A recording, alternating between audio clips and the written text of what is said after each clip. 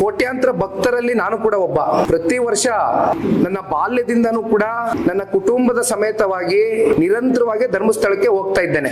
ಧರ್ಮಸ್ಥಳ ಅಂದ್ರೆ ಧರ್ಮ, ನ್ಯಾಯ, ಸತ್ಯಕ್ಕೆ ಹೆಸರಾಗಿರ್ತಕ್ಕಂಥದ್ದು ಧರ್ಮಸ್ಥಳ. ಮತ್ತೊಂದು ಅದರ ಸತ್ಯದ ಒಂದು ಧರ್ಮದ ಹಾಗೂ ನ್ಯಾಯದ ಮುಖವೇ ಧರ್ಮಸ್ಥಳದ ಮಂಜುನಾಥ ಸ್ವಾಮಿ ಮತ್ತೆ ಅಣ್ಣಪ್ಪ ಸ್ವಾಮಿ. ಇಂಥ ಒಂದು ಶ್ರೀ ಕ್ಷೇತ್ರದ ಬಗ್ಗೆ ರಾಜ್ಯ ಸರ್ಕಾರ ನಡ್ಕೊಂಡಿರ್ತಕ್ಕಂಥ ರೀತಿ, ಯಾರೋ ಒಬ್ರು ಇಬ್ರು ಅದನ್ನ ಹೇಳ್ತಾ ಇದ್ದಂಗೆ ಬಹಳ ಗಂಭೀರವಾಗಿ ತಗೊಂಡಿದ್ದಾರೆ ಅಂತಕ್ಕಂಥದ್ದು ಹೊರನೋಟಕ್ಕೆ ಕಂಡು ಬಂದ್ರು ಕೂಡ ಇದರ ಹಿಂದೆ ಒಂದು ದೊಡ್ಡ ಪಿತೂರಿ, ಒಂದು ಕಾನ್ಸ್ಪಿರಸಿನೇ ಅಡಗಿದೆ ಅಂತಕ್ಕಂಥದ್ದು ಇವತ್ತು ಪ್ರತಿಯೊಬ್ಬರಲ್ಲೂ ಕಾಡ್ತಾ ಇರ್ತಕ್ಕಂಥ ಒಂದು ಯಕ್ಷ ಪ್ರಶ್ನೆ. ಇಲ್ಲಿ ಯಾರೋ ಒಬ್ರು ಇಬ್ರು ಮುನ್ನೆಲೆಗೆ ಕಾಣಬಹುದು, ಆದ್ರೆ ಇದರ ಹಿಂದೆ ಒಂದು ದೊಡ್ಡ ಸಂಘಟಾತ್ಮಕವಾದಂತ ಒಂದು ಆರ್ಗನೈಸೇಷನ್ ಧರ್ಮಸ್ಥಳಕ್ಕೆ ಒಂದು ಕಪ್ಚುಕ್ಕಿ ತಗೊಂಡ್ ಬರ್ತಕ್ಕಂಥದ್ದಕ್ಕೆ ಒಂದ್ ಕಡೆ ಈ ಇಂಟರ್ನ್ಯಾಷನಲ್ ಮೀಡಿಯಾಗಳೇನಿದೆ, ಮೀಡಿಯಾ ಹೌಸಸ್, ಅವರು ಕೆಲವೊಂದಷ್ಟು ಧರ್ಮಸ್ಥಳದ ಬಗ್ಗೆ ಮಾಡಿದಂತ ಕೆಲವೊಂದಷ್ಟು ಸುದ್ದಿಗಳು, ಮತ್ತೊಂದು ಕಡೆ ಕೆಲವೊಂದಷ್ಟು ಯೂಟ್ಯೂಬರ್ಸ್ಗೆ ಯಾವ ಒಂದು ಆರ್ಗನೈಸೇಷನ್ ನಮ್ ಕಣ್ಮುಂದೆ ಇವತ್ತು ಕಾಣ್ತಾ ಇಲ್ಲ, ಅದರ